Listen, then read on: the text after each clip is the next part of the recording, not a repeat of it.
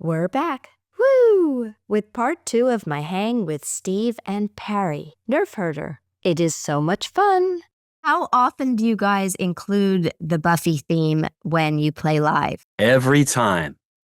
We Every always show. play it.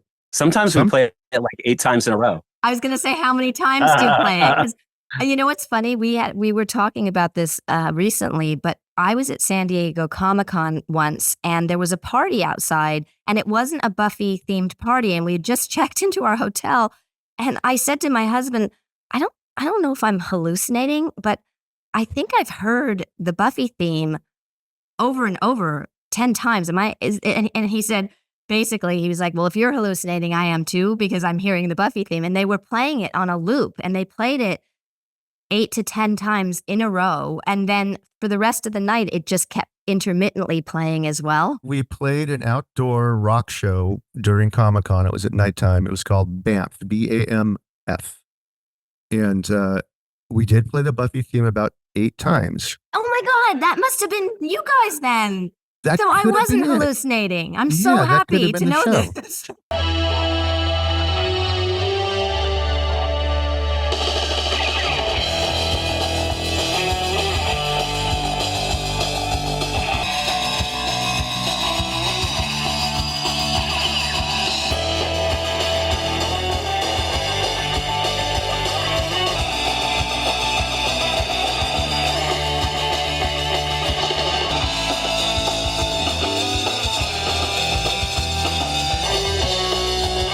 We started playing it faster and faster. And by the time we got to the 8th thing, it was like speed metal, like we were like Slayer or something. And it was just ridiculous.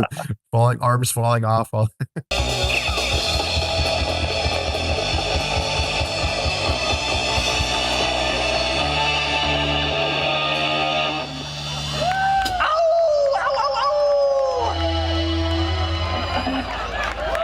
Speaking of playing the Buffy theme live, we just played this past weekend a show in Ventura. This is the first time this has ever happened. This is extremely cool. But a friend came up named Michael, and his girlfriend came up. Her name is Hannah. They want to do the howl at the beginning of the Buffy theme. Right. And so this is sort of a surprise for Michael to his girlfriend Hannah. But what she didn't know is during the theme song, he took a knee and proposed to her on stage in front of the crowd. I love that so much. Yeah. And this just happened last weekend. It was amazing. Beautiful. Yeah. Nothing like that's ever happened. It was really a special moment. And so congratulations, Michael and Hannah, when you see this. Congratulations, Love you guys. Michael and Hannah. She said yes! She said yes! I was once at London Comic-Con, and this gal came up to me and asked me if I would sign Will You Marry Me? And her boyfriend did the same thing. And I was like, oh, and they both had boxes. They were going to surprise each other at the same moment. And I said, are you sure you want me in the middle of this? I feel like this is an intimate moment. I shouldn't be a party to this. And they both were like, yes. And I was like, so I tried to write like one hiding it and the other one. And then I put them up and they both were like, oh my God. And they took out each of their boxes. And it was like the most beautiful experience. It was just, it was so touching. Do you have any memories to share about that time in terms of the Buffy song and the sort of journey with it that we haven't asked you about? Well, one exciting thing that happened back then is the cast would come see us play, right? Before the show came out. Yep. Yeah. Like I seem to Nick would remember come out. playing at the Viper Room, and like Sarah Michelle Gellar never came out, but it seemed like everyone else would come to the shows. The message board party. That's right. Yeah. And we were VIPs, and they invited us to come hang out. We didn't perform, but we just kind of hung out and we drank all the free booze. Yeah. And oh boy, We got really drunk. Kind Especially you. of. I know. And did you hear people that's it. talking about the show and all the stuff that was coming through? Because I remember that was a regular thing. Yeah. Yeah. Where was that party? It was like a big, like a gym with a pool in it or something like that. Did you go to these parties? Yeah. I did. I went to, and there was one I feel like was at the Hard Rock also. But yeah, I'm trying to remember. I know the place that you're talking about, and I can see it distinctly, and I have no recollection of where that actually was, the gym with the pool. But yeah, we were pretty rambunctious. I mean, we were VIPs. We had to have fun. So It was fun. Yeah. yeah. I was just going to say our bass player, Ben, this is a little trivia. He was on jury duty with Joss. He just like Oh sat my and I was gosh. sitting next to him and he's like, oh yeah, I'm Ben. I'm in Nerf Herder and we play in the bronze. Like, it was just a weird coincidence. That's so random. Was Buffy the first theme that you had on a television show? Was it that your first foray and experience with that? Oh yeah, absolutely. Yeah. We were barely a band. We'd probably been around like a year and a half before we got that, right? We never dreamed that we'd be on a show, TV show. I mean, we were just like playing in our garage and in Goleta or in Santa Barbara. It was really, really unreal. When you first heard it playing live, coming through the TV, what was that like for you guys? Oh, it was really incredible. Do you think, Steve? It was really neat. That actually came roughly the same time that our first video came out. Our first video was aired on MTV for the Van Halen single. And it was right around the same time, I think. Yeah, I think so. Yeah, it sounds like momentum was really starting in that moment and taking hold. Yeah, I think being on a major label was a wild ride for sure. I mean, it's jumping in limousines and getting driven and flown and all this stuff. And, we got to sing Happy Birthday to Clive Davis in his office in New York. What Wild was stuff. that like? He must it have was- thought he made a huge mistake after we did. He has Whitney Houston and Aretha Franklin, and we're the ones that sing Happy Birthday to him. I don't think you That's can get crazy. more surreal than that. Do you have another crazy story to share? Yeah, Funny. we got to go bowling with Corey Feldman as well. Yeah, that's right. Who won the bowling match? He won. And we I'm actually, sure he was really good. we all put money into a pot. We all put like $1 into a pot, and he won. And He was he was so the best good. bowler. Yeah. What else? I'm trying to think of some other memories of things that we did that were Buffy related. Oh. We played a show with Ghost of the Robot, Yes. James Marsters band, which That's was really right. fun. That was a Santa Barbara show. Yeah, it was awesome. And I remember seeing him at Comic-Con or Dragon Con one year as well. We actually made a T-shirt exclusive for Dragon Con one year, and it was Han Solo and Carbonite, except it was Spike's face instead of Han Solo's. And Awesome. yeah, it was a really fun shirt. We should remake that. But yeah, it was just exclusive for Dragon Con. I don't know. I'm trying to think of more antics around the set lot when we were cruising around. I think we may have seen the couch where, spoiler alert, where Buffy's mom died. I think that was the same. I think that was part of the set. There was the couch in the window, and it felt like it was the same thing, but it's just one little part. I have a little story about doing the theme song.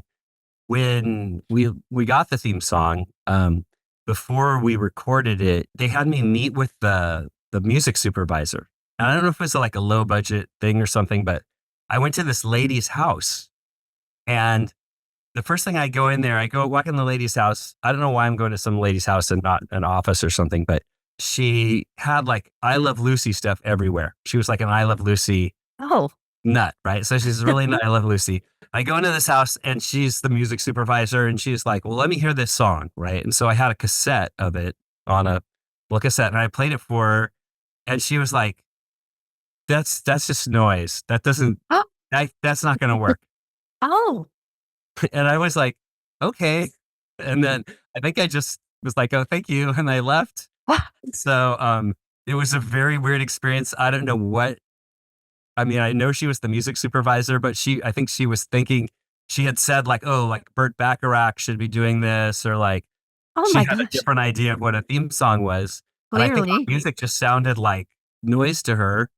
And I just remember being in shock. And then, of course, like it worked out that we did the song, but I don't know who that lady was. I don't know if she's What? still around or whatever, but very weird. My gosh, what a horrible experience. Yeah, she literally said, no, this is going to work. And this is said just it's noise. Wasn't she flabbergasted that he hadn't written out the score and music? Yeah. And she's like, what? You don't know how to write or read music? This isn't gonna, you can't do Yeah, this. where's the You're- paper? Where's the, Oh no. my gosh. I think she was old school, but I don't know. I kind of got the idea in some ways they were like up against a budget. So maybe they were getting kind of cheaper. I don't know if you ever picked up on that. Like initially, I think they had kind of a low budget for stuff. So Initially, for sure. I came in season 2, and so it was starting to grow by then, but absolutely budget was a concern. Yeah, maybe this lady was just like the cheapest music supervisor you could get. Well, clearly she was very, very wrong and also insulting. That just sounds like a horrible experience to go through. Yeah, I thought it was, but also it was like, oh well, I guess it's not. I mean, it was so surprising whether it worked out or not. So it was just part of it, I guess. How insane is it when people know your lyrics, know your music, they're singing along with you, that it was something that came from your own, imaginations, and then it's caught fire like that? What does that feel like? Oh, it's great. Don't you think it's so, Steve? Like just seeing people, anyone who comes to our show and they know the songs, it's just the best. When they'll sing along with one of our hooks in one of the songs. Like there's a song we have from the first record called Diana, and there's a part where they go, whoa, and Perry says, "Sing it," and then they all sing it together, and it's just like that's pretty neat.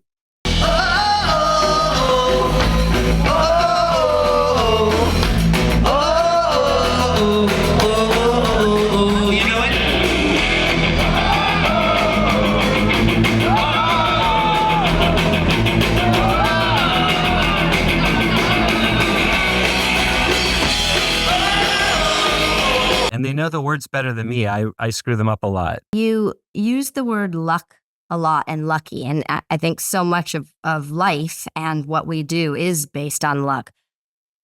Also, what would you say to people who are starting out or who are wanting to follow their dreams in terms of what's the best way to put yourself in the way of luck, if you know what I mean? The way you help your luck is you've got to really be like nice to everyone and not be difficult.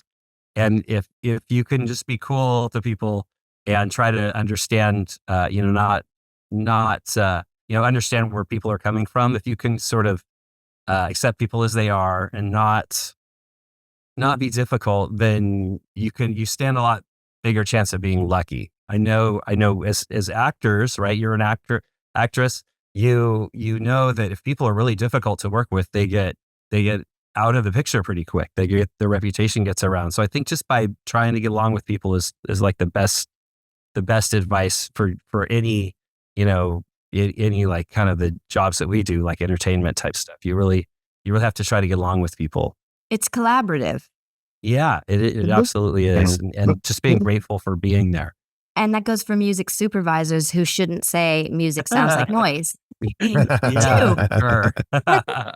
One thing, when we went in to first discuss the theme song, they were filming an early episode, and we got to meet Julie Benz in full Darla Vamp makeup. Oh. And there was a scene in the bronze on a pool table that somebody was going to get staked or almost staked, and she came out and we were like, whoa, this is like real. This is a real vampire show. This is, and I was like, oh, I didn't know what else to say except for nice makeup. And she said, what makeup? And it was just like, it was pretty wild.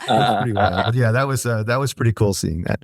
Perfect, Julie Ben's response. That's great. We just interviewed her and we're talking about season 1 primarily, since that's where we are in our rewatch, because I worked with her so much in the later seasons and have heard her talk about the later seasons much more than the inception of the show.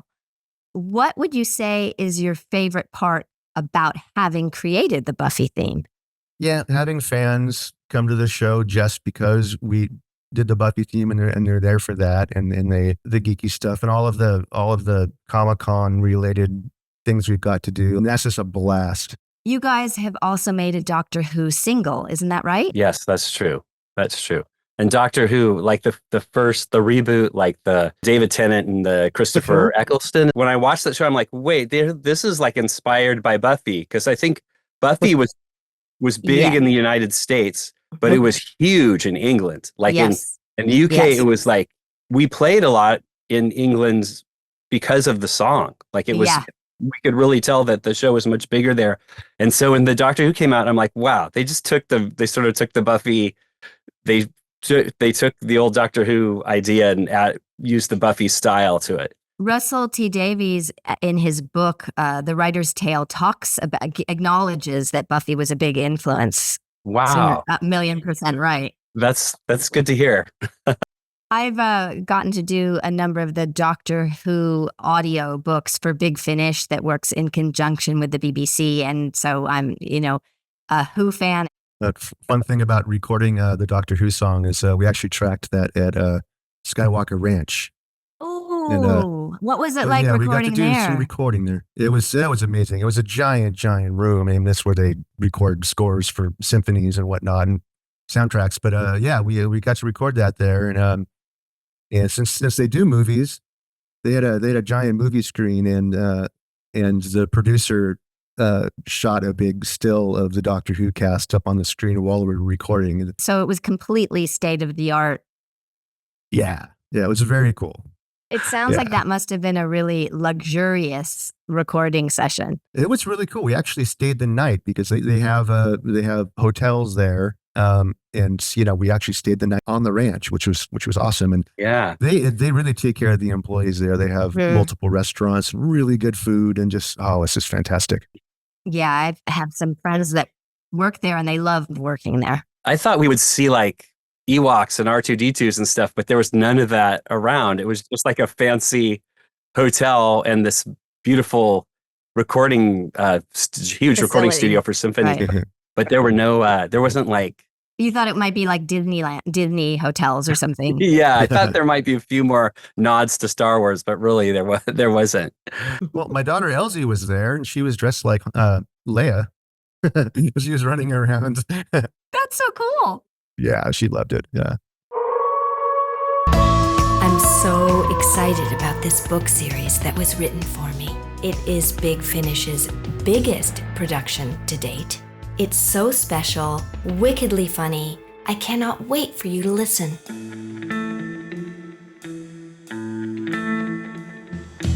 Every vampire thinks the rules don't apply to them. We investigate vampires who break the rules. Turns out even vampires have police. We're called Office of the Night. Katrin, my boss. If you believe the stories, she's 1,000 years old. Magnus, darling. Sorry. Magnus is a youngster, barely 100. So he takes care of the information superhighway for me. The internet. He loves me, but no one tears a head off like Magnus. And I'm Jane. She's our servant. I'm your human liaison, keeping the peace between you and the authorities. We trust you. Don't we, Magnus? Of course. So? Vampires, we are watching you. Feed carefully. Or you'll be hearing from the Office of the Night. Finished? Good. Come, Magnus. We have immortal laws to protect. And we're running low on cat litter. Olgesi, Cushingly, and Mummy's whole gang. Season 1 is available now. You can also pre-order the bundle for Season 1 and 2 now. Season 2 comes out in March. Available at bigfinish.com. The central metaphor of the show is high school as hell. And did you guys experience any of that in either high school or any school? Did you have that in your lives? Yeah. We went to the same high school. Steve and I did actually. So You did. You Yeah. did. but slightly. Oh. I'm older, so we didn't really know each other in school. Yeah, But we I didn't would know say each high other. school was hell. I don't know if anyone. I guess you either had a terrible time or it was the best time of your life. And I feel like the best time of my life was later, so I'm happy about that. But it wasn't so good. And what made it hellish? What particularly did you experience? Just being awkward and being a nerd and not feeling like I fit in. I was like the person who was hanging out in the computer lab and that kind of thing. So it was it was that kind of thing. I would do the same thing. In fact, when I was a freshman, you were probably a junior, and you probably came in and kicked me off one of the computers at some point. I don't think so. The Apple II Plus, because you wanted to play Swashbuckler or something like that. Yeah, I mean, isn't it safe to say that every high school is built over a Hell Mouse. Every Yes. single high school. Yes. Yeah, it was. I don't know. My biggest issue was like this overwhelming inability to talk to girls and or anyone for that matter. You know, I was very introverted, and I was a heavy metal kid with glasses, and you know that just doesn't work. You know, I couldn't hang out with the metal people because I was too nerdy. I really wanted to hang out with the punks and the goths out in the front lawn because they would sit in the front lawn and smoke cigarettes. And like, they're the cool ones. They're the real outcasts. I want to go hang out with them. But I was just too shy, so I kind of hung out with like surfer types. It was so weird. I mean, it wasn't overly torturous, but it was like, you know, it's just 4 years of not belonging in a school was pretty tough. And every time I hear about a high school reunion coming up, you gonna go to the reunion? I'm like, oh, really? No. Yeah. Don't need to do they that. wouldn't remember me.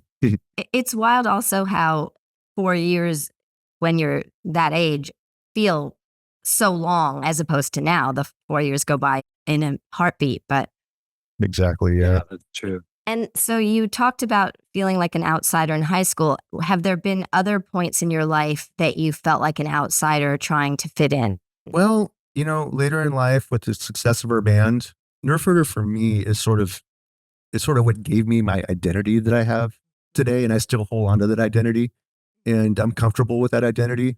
So, you know, I have no problem like shopping at Trader Joe's, and you know, I just like I feel like I belong everywhere now. I'm just comfortable with where I'm at. That's beautiful. I wish I felt that way, Steve. Oh, shush. No, I'm joking about that, but I think our band has always been kind of like, there's sort of the Weezer crowd, and then there's like the punk rock crowd, and so I've always felt like we never fit in quite with either of those. So I don't know. That's been like a weird thing for us, I think. For example, playing all these Comic-Cons and things like that. That's actually a different. I mean, there aren't a ton of bands that do that, so that's a little bit of an outsider thing to do. I mean, it's been a great career so far, so we're lucky. Did either of you experience getting bullied? Oh, That yeah, time the for parent sure. kicked me out of the computer lab. No, it was. I wouldn't have done that.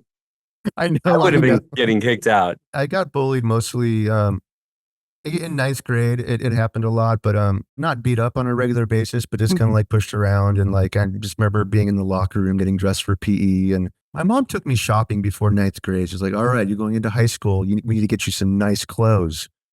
And so what did she get me? She got me burgundy corduroys and a pink La Tigre shirt.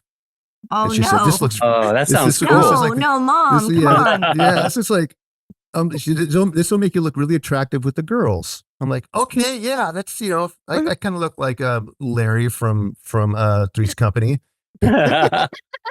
And you know, I was game. I was like, I didn't know anything about fashion. I was, you know, I'm like, all right, whatever you say, I'll do it. And you know, that didn't go over so well. So I learned real quick not to wear that combo again. But you know, as far as like the ongoing bullying, I mean, I just ignore it. You know, eventually they say like, if you ignore it, they'll go away and they'll stop. And it's just like, I just, you know, just didn't show any emotion, and you know, just kind of whatever. And they gave up.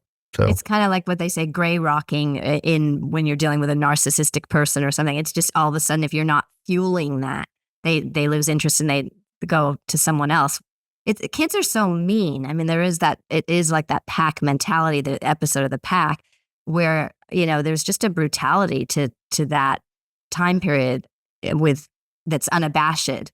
I think junior high was worse. Mhm. We went to the same junior high too. Alita Valley Junior High. no, I went to La Colina. We didn't go to Oh, the you same did? junior high. Oh, the rich kids. I wasn't rich. Okay, no, that was another experience of being an outsider. Yeah, junior high. You're right. It was weird. I hung out with some real misfits. We were the kids that would like mix our lunch together and like force someone to eat it. You know, that kind of, you know, it was bad. I didn't know that was a thing. Yeah, we called it beefy chunky. I played D&D for sure. So who was the best teacher that you've ever had, and who was the worst teacher that you've ever had? Mr. Larson. Oh man, no. You both have them at different times? Yeah, I think so. Did you have Mr. Larson? No, I never had him, but he was in one of the songs. He was in one of the lyrics of Yeah. what was it? His name gets dropped somewhere. Was Mr. Larson bad or good? I should talk about it, but he was sort of good and bad, I guess. People liked him, but then he turned out to be kind of bad. Good teachers. We had a teacher, Jim Lombard. Did you ever have Jim Lombard as a teacher? I didn't have Lombard, no. He was just cool. He seemed high all the time, but I don't think he would. But he just looked cool. He looked like Captain Kirk. That's the reason I liked him. Did he talk like him too? A little bit, yeah. He was he was a little dramatic. Right. He taught computer lab and math and stuff. You never had him, Steve? Oh, he was great. No, he sounds he fun. ended up becoming later on. He ended up becoming a guitar tech, and he would rebuild guitars and Yeah, he was really good with Did he guitar. release an album like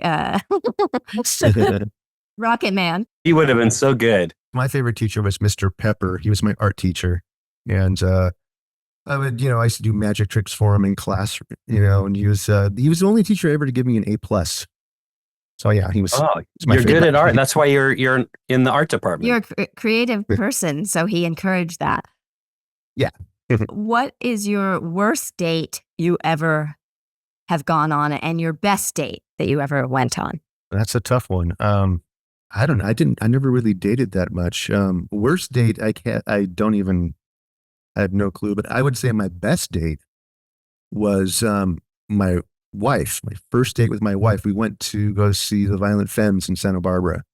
And Nice. and we were both dorky, and we just like square danced. We did do-si-dos. That's all we knew what to do. So it's like, it's just, that's my most memorable. Best That date. was all of ours. Were our significant other. My first date with my wife was seeing the band The Alarm. Do you guys remember that band? Yes. But that was our date too. So I didn't know that about you, Steve, that you guys went to see the Violent Femmes. But that's a Did you do-si-do on your first date? no, we didn't. We just stood there.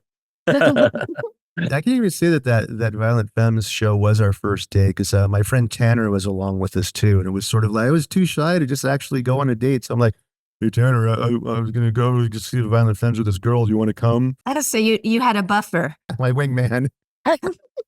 Steve, do you remember when you and it wasn't a date, but we went with that. There was this French girl we knew, and we went on we went out to dinner with her at the Brown Pelican, because you had eaten there earlier and you had a cockroach in your omelet, and they gave you a free gift certificate, and so you took us out to eat. Oh my gosh. It was so We went back great. to It was the same like one of the restaurant, first things we did together, right? You still had really Yeah. long hair, and we were like, Nerf Herder wasn't even around yet. Oh yeah, that's right. Yeah, That was really nice Yeah, of and then you. we went back to the Thank you. restaurant and we ate the other half of that cockroach. Yeah. I was going to say, wasn't it scary?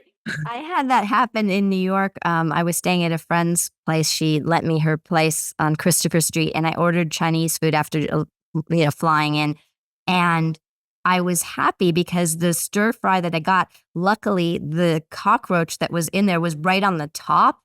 And it really looked like it had been mixed up really well, because it kind of was, I'm doing a gesture for when we have audio, won't see, but